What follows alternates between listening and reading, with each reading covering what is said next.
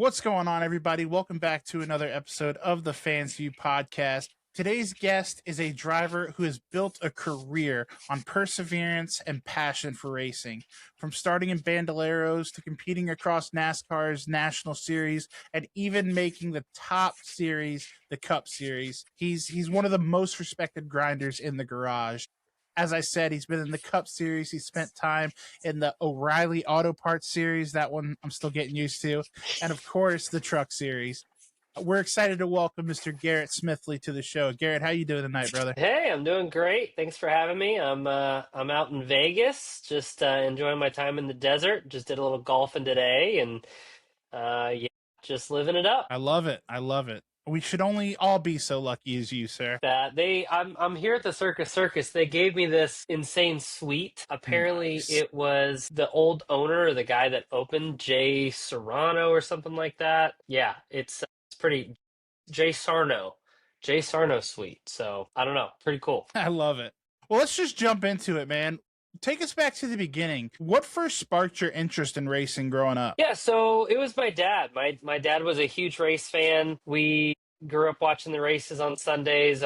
Our Sundays consisted of going to church. I took my Matchbox cars, played in the pews while the church was going on, and then headed home as soon as possible to watch the Cup race. I loved watching Dale Jarrett as a kid. That old '88 quality care car, the red, white, and blue car. And so, yeah, really just had a huge passion for it. My first race I ever attended was in 1998 at Dover. I believe I was 6 years old. I was asleep in my mom's lap, but I mean, I was just absolutely hooked the entire time, and then didn't get into it as a driver until I was 15. Found the Bandoleros and Legend Car Series and started racing there in Georgia, and never looked back. Love it. The monster got you there in Dover.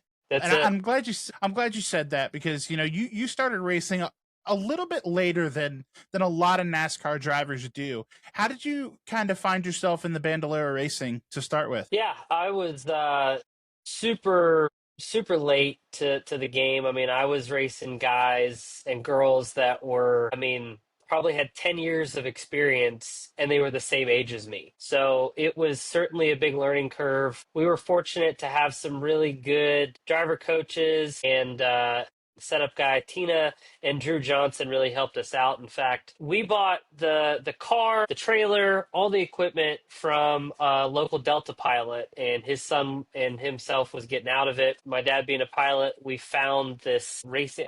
I don't know if it was racingjunk.com or if it was the Legends of Georgia site. Either way, we found this listing for this Bandolero and went and test drove the car, loved it.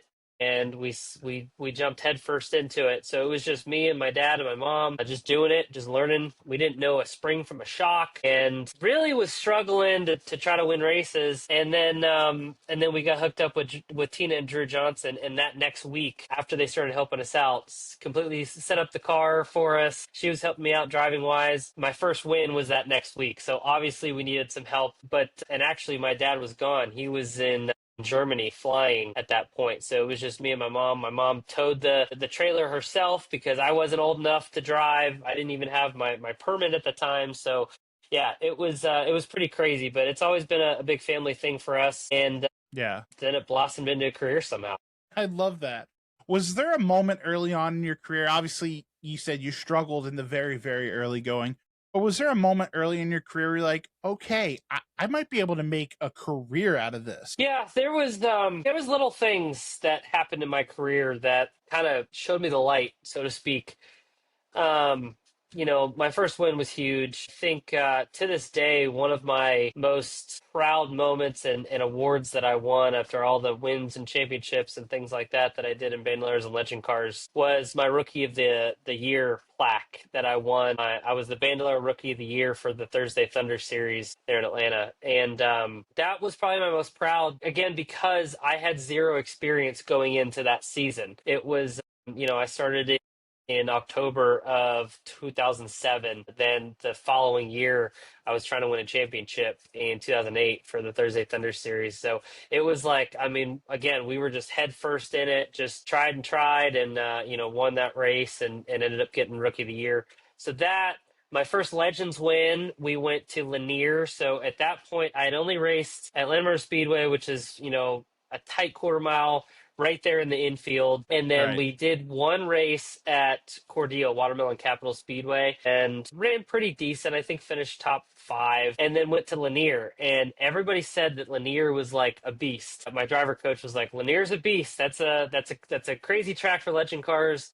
And so we literally took the Atlanta setup, didn't change any springs, didn't change the gear, went up to Lanier, and we had group practice for it was Young Lions, semi pros, and pros, and then masters. That was the 4 divisions of legend cars. And so Right. went out first practice on the track. Felt pretty good about it. Came in and I was like, I was looking at the board and they had the top 5 of all the legend cars. There's probably 60 cars there that night, and I was like, oh. Who's the 43? There must be another 43 car. And they were like, that's you. You're third out of everybody here. And I was like, that's crazy. And then we ended up winning the race. And that was probably the first moment that I was like, maybe I have some talent. Maybe I can actually do this and make a career. And then every little step of the way, I got to do a development program with the Petty Driver Search or Petty Driving Experience, which I eventually worked for. They did a Petty Driver Search back in 2010. It was this development program. Got to do all kinds of things, train with Marcus Ambrose and Ken Schrader, Kimmel, got to work with the King. Dale Inman was out Wow. there. It was a really, really cool experience. Did a commercial with Jamie Little, worked with Monica Plumbo. It was Richard Petty. Kyle Petty was there doing some stuff. That year, I was driving a Bandolero in, I think it was July, or sorry, it was January. And then that September, I was driving a cup car at Charlotte Motor Speedway.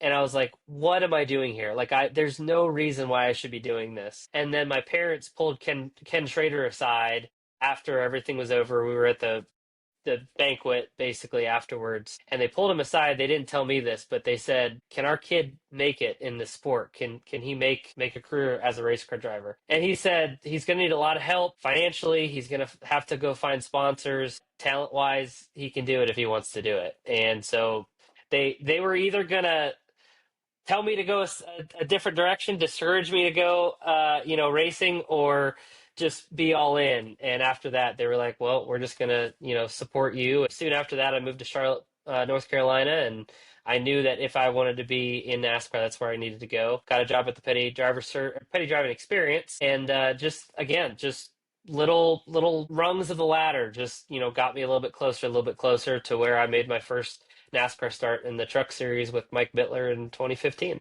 That's a perfect segue, and you kind of touched on it just there. And every driver I think that I've had on has had this discussion with me, and it's the talent versus money, kind of thing. Obviously, racing is incredibly expensive, especially when you're climbing the ladder, like you said. What were some of the biggest challenges that you faced early on, trying to keep moving up and trying to find that money, to keep racing? Yeah, I mean, in today's NASCAR, you don't need the talent to be there. If you have the money, you can be there. In my situation, when you're grinding and trying to find the money and the sponsorship, you do have to have a level of talent to stick around. In my career, I have really made it a point to make sure that my car owners know I'm going to take care of the car. I'm going to try to get everything possibly out of it that I can get. But if it's a situation where, hey, we need to go, we need to keep this car clean to get to the next race, I will do that. Now, Bobby Dotter has been amazing, and Beth and Randy Knighton with BRK, they're part of the ownership group now with SS Greenlight. They've been awesome, and oftentimes will just take the restrictor plate off me and say, go race as hard as possible. We need as many points as you can get. And that's been great. I still err on the side of like keeping cars clean. If there's a situation where we can go get a top 20 or go get a top 15, race my butt off. Right. Atlanta this year, we had a situation where, we ran pretty good, but there was, some pretty good attrition, and me and Josh Balicki kind of sat behind the pack, and we knew that if we did that, we were going to finish top 20. So, we just kind of rode behind the pack, waited for some stuff to happen, and it happened, and then, finished top 20 for both of us. There are certain situations where you have to be smart like that, but for a race car driver, it's a lot more fun just to go as fast as possible. For me, just finding the money, I think it's just all about trying to network and try to find connections, try to use my platform to help their business. And really, the biggest thing that I've done is, I've brainwashed myself from a very, very young age to really focus on the business side. I'm a race car driver. I don't want to do that. I want to just go race. I want to watch film. I want to be in the simulator. I just want to focus on my racecraft. But in my situation in today's NASCAR, I don't have that luxury. So I have to Right. really focus on the business side, both on and off track. I mean, I'm making phone calls, I mean, all the time, doing interviews, getting paint schemes done and approved, using our designer to get hero cards designed and those scheduled to pick up, sometimes picking up the hero cards myself. I mean, it's just a total, I feel like a general manager of the team sometimes, just all the different hats that I'm wearing. But I really love it. And then learning all the different industries and all the different businesses that sponsor me, it's been a lot of fun. And again, for me, just trying to utilize my platform to help them grow their business and, to give them a lot of fun doing it. It's very gratifying to do. I love that. We talked about how you have had experience in all three of NASCAR's national series. When you first got your first shot in that truck series, what was that moment like for you? It had to feel like deep breath, I finally made it. Well, it was a sleepless night the night before because when I saw that truck, and you never know if you're ready until you get Yeah. there. At that point, I had raced a total of 5 ARCA races and I think 3 limited late model races. I mean, um, I had less than 10 stock car starts, and 2 of those were on super speedways. I really didn't know if I was ready. And when I saw that truck sitting there with the wrap on it and my last name on it, and this was back when it was old Atlanta, it was old and bumpy and worn out and difficult. I was watching all the film I could possibly watch. I was trying to talk to anybody that I could possibly talk to. Brian Keselowski was a huge part of my career because he was the head driving instructor at Petty at that time. So he helped me get my first ARCA test. So I was talking to him. Everybody that I had talked to in every interview that I've seen, they always talked about how trucks were so difficult at Atlanta, and Atlanta specifically, it was so difficult. It was one of the hardest mile and a half tracks. So I'm sitting here thinking, man, am I actually ready for this? And so it's certainly not a breath of fresh air until I got to practice. So it was a big, like a 3-hour practice session. We went out, we had an issue with the clutch. They had the wrong clutch on it, so they had to change that. So it wouldn't go into gear. And I was like, man, these guys are going to think I'm an idiot. I can't get this thing into gear. But I was like, there's something wrong with it. And I came back in, they were like, there is something wrong with it. So I missed like half the practice, but once they got it in, I went out and went through the gears, and I go down into turn 3 for the first time on my out lap, and I lifted, and I went to turn, and I immediately got back to the gas, and I was like, oh, I lifted way too much, and so I got right back to the gas, and I was like, that's when the breath of fresh air happened off of 4. I was like, okay, I'm comfortable. I got this. And Yeah. ended up holding it wide open, I don't know, lap 4 or 5, and just felt so comfortable the whole weekend. I was a sponge. I talked to my crew chief. I talked to Mike Mittler, who was just amazing and just trying to get me as much seat time and as much information as possible. Ended up finishing 18th. I think we were the first car that was a lap down, but finished 18th my very first race, and just I think everybody was kind of shocked, including myself. I had no expectations going into it. I had no idea how it was going to go, and it ended up being great. Didn't put a scratch on the car. Had some issues in the pits getting in and out of the box. Just guys coming in and us coming out. Had to pretty much everything that could happen in that race happened, and yeah, and it ended up being a great year. We went to Pocono that next summer, or that summer, and finished 16th there. Went to Michigan 2 weeks afterwards and finished 14th, and then ran Homestead, and then made my debut with Derek Cope in the O'Reilly Series at Homestead that year, and then found Johnny Davis the next year, and with Johnny Davis, the rest is history. I mean, we ran 4 years in the O'Reilly Series in the zero car. Couldn't imagine that that could have happened, and like I said, just my whole career has just been like getting to a point and then doing it, and then like that leading to something else, and then getting to a point and then doing it, and then that leading to something else. Now it's, I mean, this is year what I started in 2015, so this is like year 11 in in the top three NASCAR series. It's insane. That's so awesome. You know, it's something again that you were just touching on. You've mentioned all these teams you've driven for. You know, for people that might not understand, not all teams, and no disrespect, obviously, before I even say this, but not all teams are JGR. Not every team is Hendrick with money printers in the garage, seemingly. What you know, what does it take mentally to stay motivated when you're not always in the most well-funded equipment? Obviously at the cup level, that's a completely different monster. I would say maybe the O'Reilly series is where equipment kind of shows itself more so than anywhere else. But how do you kind of keep yourself motivated and at your best when you're starting behind the eight ball just a little bit? Yeah, and there's no disrespect whatsoever. I think the majority of teams in the O'Reilly series now are not the top teams. Right. It's gotten so competitive. It's taken so much money. I mean, the money that we're raising to go racing nowadays would have put me in the conversations to be at a top level team. And now it's just enough for us to just get by and go to the Right. racetrack. For me, goals and staying motivated, it is discouraging at times, and last year we had our fair share of ups and downs. And as a race car driver, you want to win. I mean, most everybody that gets to this level grows up winning and winning and winning and winning championships and winning races and winning at their level. And then they get to this point, and if you're not with a top team, you're not going to win. And if you do, you might have a shot 4 times at a super speedway every year. Right. It's certainly difficult as a competitor, as somebody who wants to win, as somebody who wants to win races, wants to win championships, wants to do all the things that I used to do. It's definitely difficult, but for me, it's kind of the ends justifies the means. And what I mean by that is you're always trying to get to that goal. You're always motivated by that win. For me, for a long time, I was motivated to get to the Hall of Fame. At 33, being somebody that's making their series, making their living in the O'Reilly Auto Parts series, that's probably not in the cards for me, but it was always a goal of mine. Right.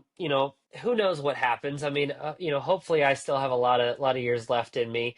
But now the goals, I want to get that first win. I want to go to some of these races. I want to go to Daytona and Talladega and go win. And then after that happens, it's like, okay, well, now I want to win on a mile and a half. I want to win on a short track. I want to win on a road course. Whatever that may be. So you just have to plant these little goals in your head, and then. Uh, in the grand scheme of things, as a kid growing up, 6-year-old me at Dover would have absolutely just lost his mind if he had knew that he was going to make one NASCAR start. All of my goals and dreams happened when I made that NASCAR start at Atlanta Speedway in that truck. I became a NASCAR driver at that point. And then it became, okay, well, how Absolutely. many truck starts can I make? And then it became, okay, well, I got to the O'Reilly Series. How many O'Reilly Series starts can I get? And then it became, oh, I made my Cup debut in 2018. How many Cup starts can I get? And it was like, I mean, I've run 76 Cup races now. And so me growing up watching, I mean, I've made it. I did everything that I wanted to do. Again, I still have the drive and the determination to go and win races at some point.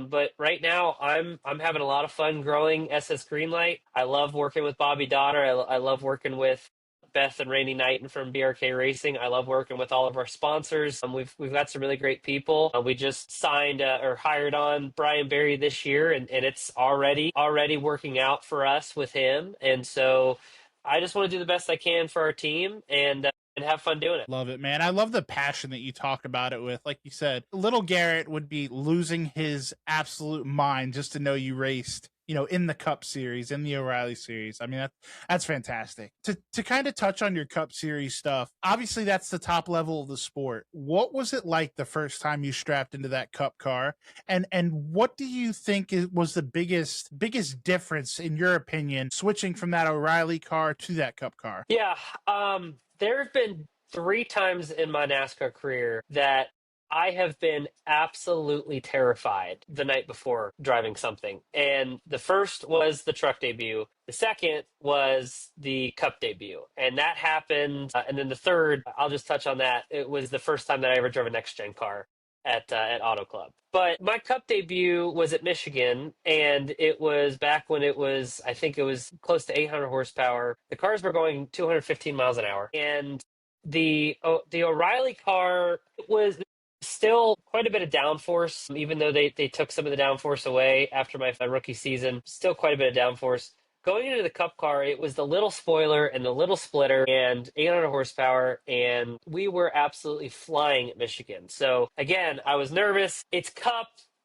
I'm driving all of a sudden with Jimmy Johnson and Kevin Harvick and Denny Hamlin, Kyle Busch and Brad Keselowski and all these guys that I grew up watching. And now all of a sudden I'm on the racetrack with them. My first lap on the track, go through the gears. Here comes Almirola just screaming by me. And he just buried that thing down into turn 3. And I was like, all right, here we go.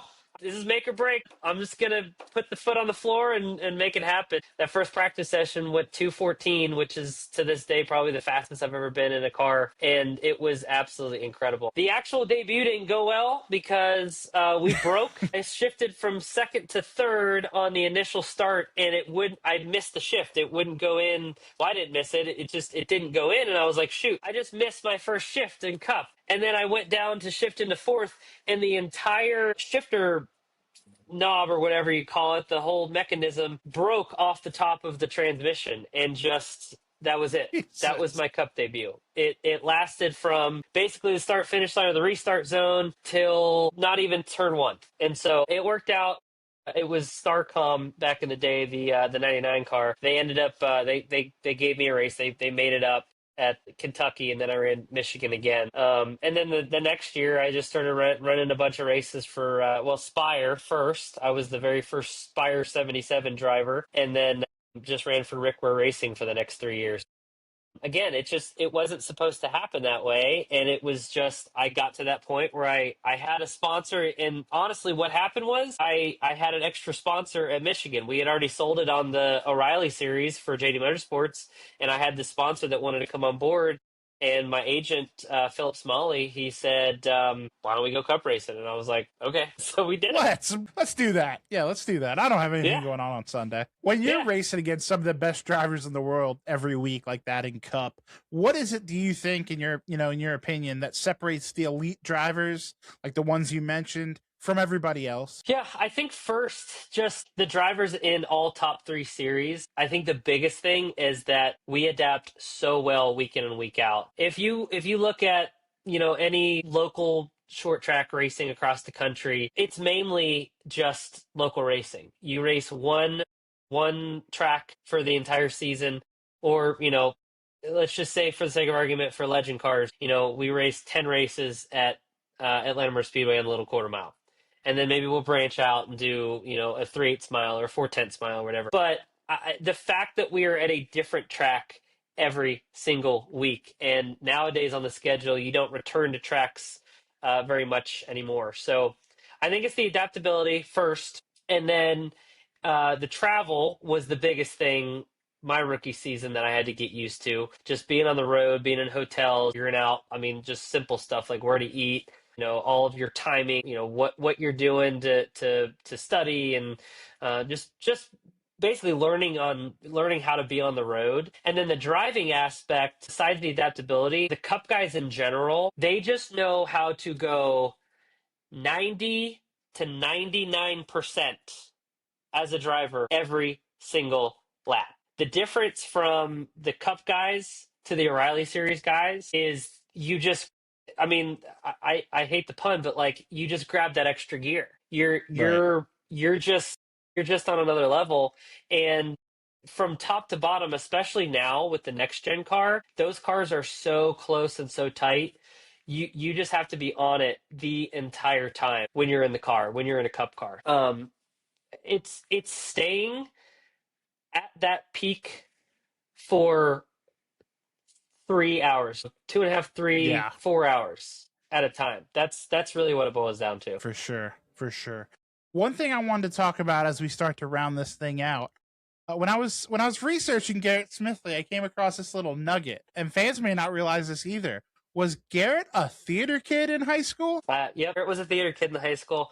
I actually have been doing theater and chorus and all that stuff way longer than I've been driving. Like I started doing that stuff probably, 4 years old, 5 years old. I think my first show, my first play was I was 5 years old at my I guess it was my preschool graduation. Yeah, I always loved being on the stage, always loved doing chorus.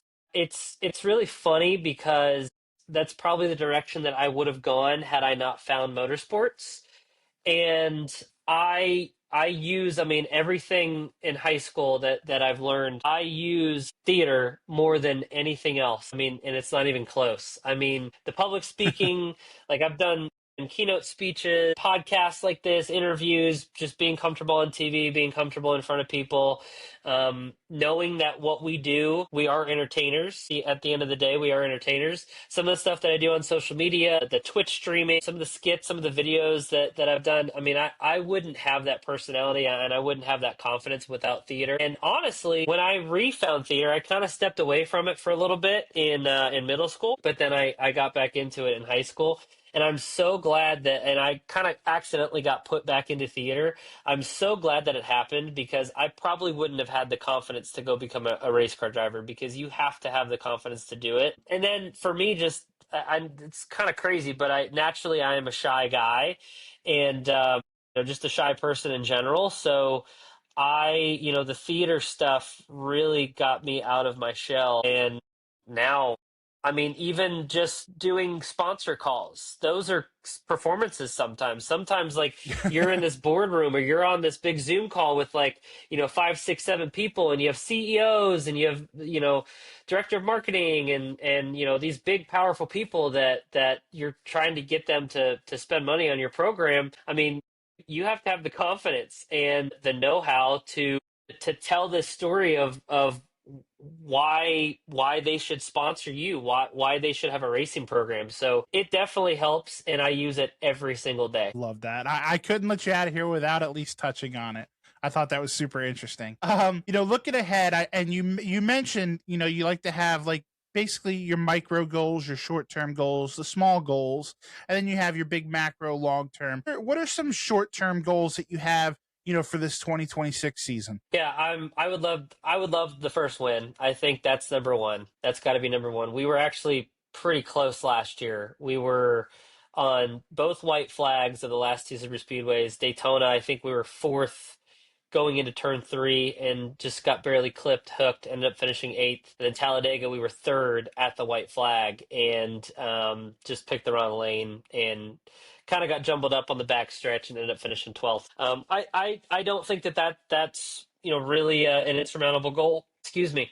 I would love to be top 25 on speed everywhere we go. I think if we can go and be hover around that top 25 mark, that would be good. Top 20 is really for us. Top 15 is like a win. Top Mm-hmm. 20 is like a fifth. 20th is like a fifth place for us, and then top Right. 25 is like a 10th place for us. I mean, that's kind of where we're at. So that's kind of our goals, our short-term goals there.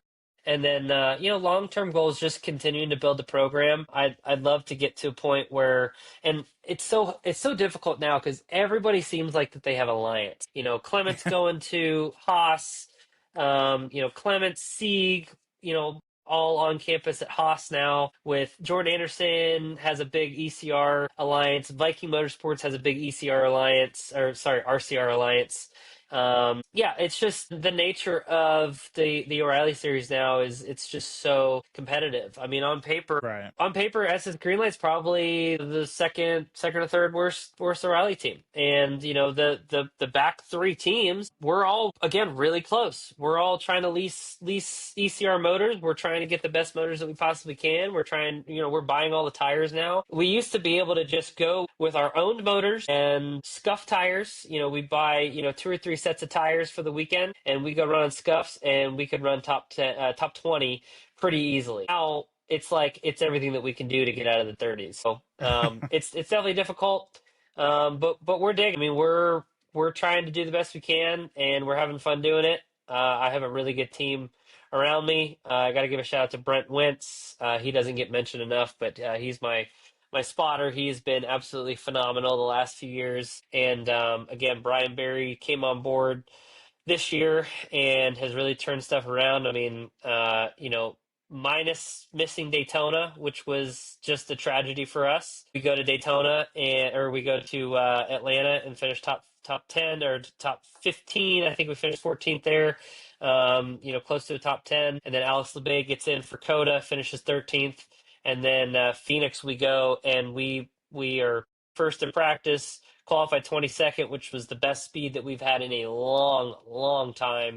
And we had a suspension part issue failure. Ended up 29th, but top 25 speed all day. So, little victories like that. That's what keeps us going. We got Cole Custer in for Vegas this next week. So really excited to have him in the zero car with Haas factories. It's a Haas factory prepared car. So, I mean, he's got a shot to win. So having somebody like that in our car and having the top level equipment drive our car, it's big for us. And that's what's going to get us to the next level. I love it, man. Well, I'll definitely be cheering for you.